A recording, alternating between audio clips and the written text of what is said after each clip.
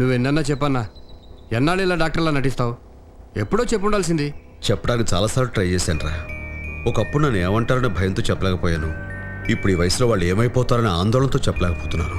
ఏమన్నా నువ్వు నాకైతే చెప్తే లేదురా, వాళ్ళు మన దగ్గర ఉండేదే ఏడాదికి వారం రోజులు. ఈ వారం రోజులు అబద్ధంలో బతికినా మిగతా సంవత్సరం అంతా ఆనందంగా ఉంటారు. అది చాలు.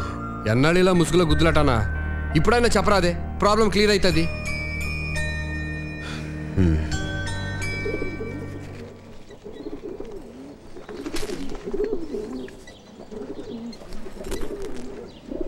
శంకర్, ఏంటి అదోలా ఉన్నావు?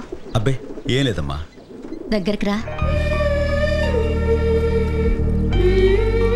అమ్మా, నువ్వు ఇలా దగ్గర తీసుకున్నప్పుడల్లా ఎంతో హాయిగా ఉంటుంది. చిన్నప్పుడు నాన్న కుట్టి ఏడుస్తుంటే నువ్వు ఇలాగే దగ్గర తీసుకునేదానివి. అప్పుడు ఆ బాధ అంతా పోయేది. అమ్మా, అప్పుడు ఏదో అనేదానివే, ఏంటది? జంతర్ మంతర్ ఛూ మంత్రకాళి. అందరి ధర దెబ్బ ఖాళీ. బాధల్లో ఉన్న వాళ్ళని ప్రేమతో దగ్గరికి తీసుకుంటే వాళ్ళ గుండెల్లో ఉన్న బాధంతా పోతుంది. నిజమే, కరెక్ట్. శంకర్, ఒకసారి నిలబడు. దేనికమ్మా? దగ్గరికి రా.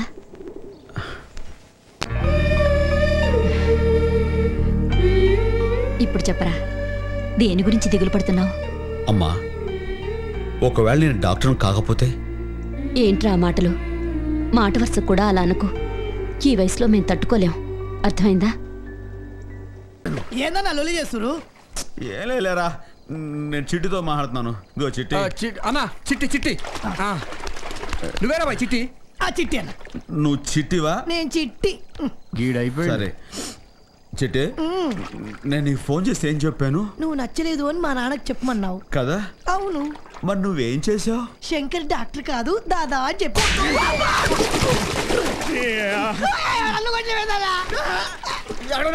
తమ్ముడు కొట్టుకుంటాడు రా.